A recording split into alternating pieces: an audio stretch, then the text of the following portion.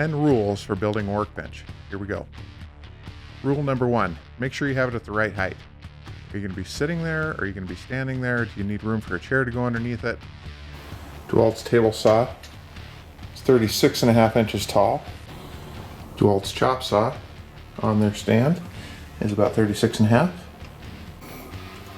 Rolling tool chest can be a little taller. That one's 41 inches. And drawing boards, that's pretty comfortable at 34 inch, but that's on a stool.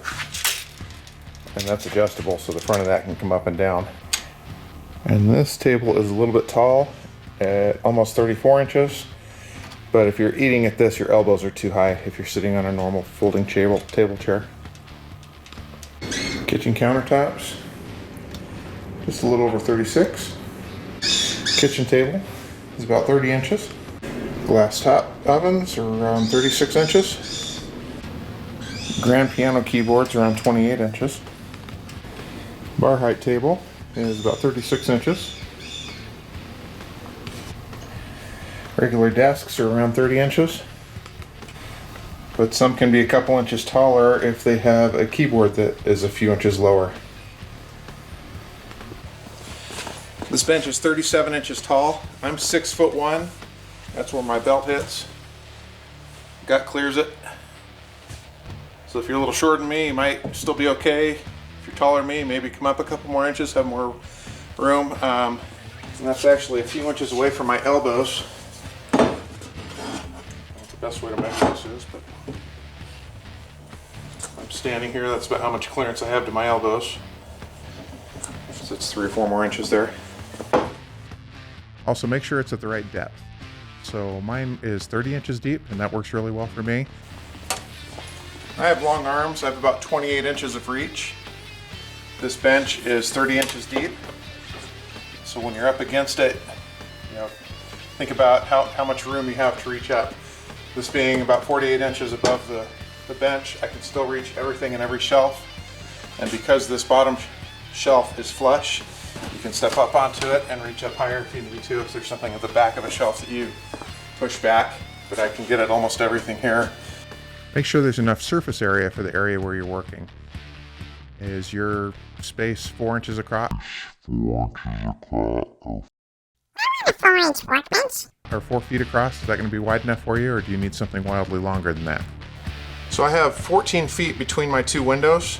So this is a 7-foot workbench that's 84 inches across, and I made 2 of them, so that gives me 14 feet of workbench space. They're 30 inches deep. It is 37 inches tall, including the 3/4 inch top that's on it. I have 7 inches of storage space underneath, 21 3/4 inch of storage space between the 2 beams. And this is an isometric drawing of the same workbench. Rule number 4, utilize all of the available space for storage. So think about how big the things are that you want to put underneath it. Do you need 1 shelf or 2? Is 1 shelf enough for you to put bulky things? Do you want drawers underneath your workbench? And how much space do you want from the bottom shelf to the ground? Because that's also a storage space that people forget. How high do you want this bottom shelf to be from the ground? This one's at 7 inches, and I went with that height so that I can fit these Rubbermaid bins underneath it. Then I have 22 inches of space here for middle storage, which is tall enough for 2 of these gray bins or a single one of these bins. And I still have a few inches above that, so if you have bins that are bigger than that, they would fit in there.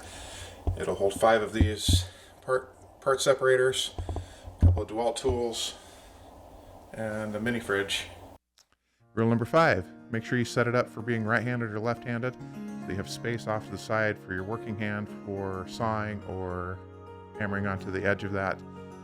And if you're going to put a bench vise on your particular workbench, you want a little bit of it sticking out, another 6 inches past the legs so that you can attach it there. And how are you going to reinforce that corner? Do you want extra 2x4s there to make it really sturdy? If you put your vise in the middle of the workbench, you're limited to the angles you can cut at.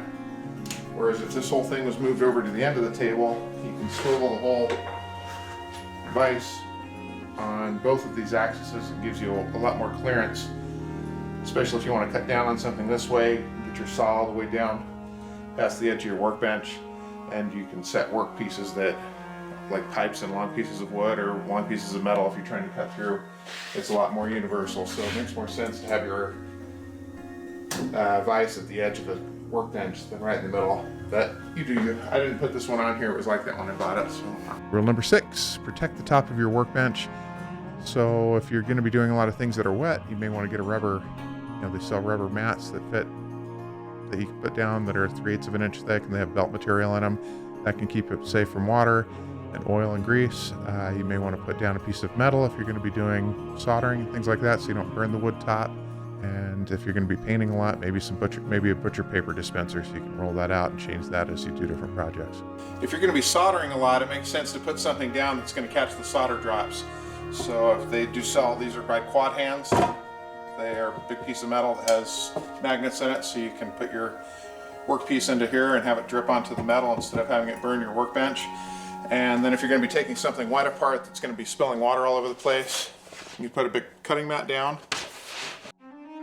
Rule number 7, this should be rule number 1, make sure you have plenty of light.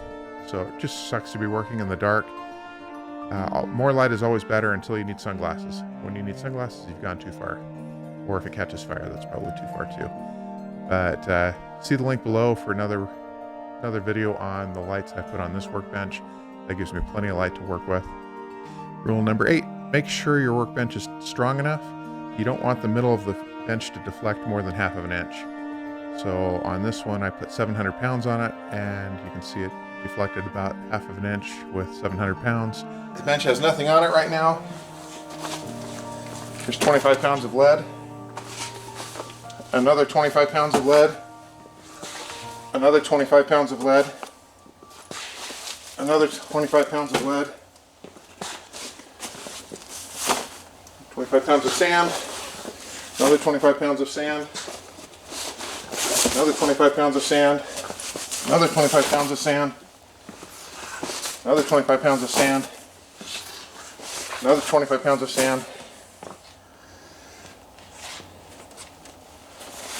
Now my 350 pounds, or 300 pounds. Oh.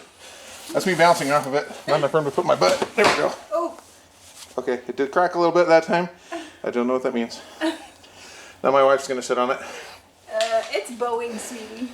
We'll see how much. Okay. Like right here? Yeah, let's pop up on it. Okay, let it settle in. It's fun, isn't it? It's okay. There are ways to get around that. You can put an extra leg in the middle to give you more strength.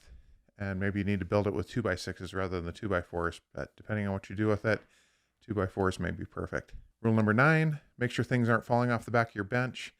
I built an extra lip on the back so things won't fall off, and I made that lip tall enough so that it can be a little shelf on its own. Rule number 10, make sure you sketch plans before you get started.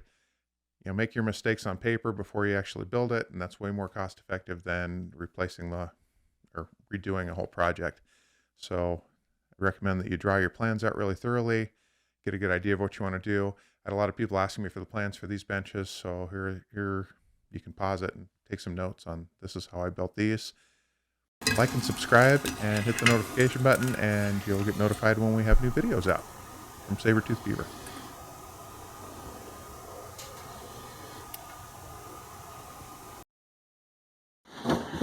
It's fun, isn't it?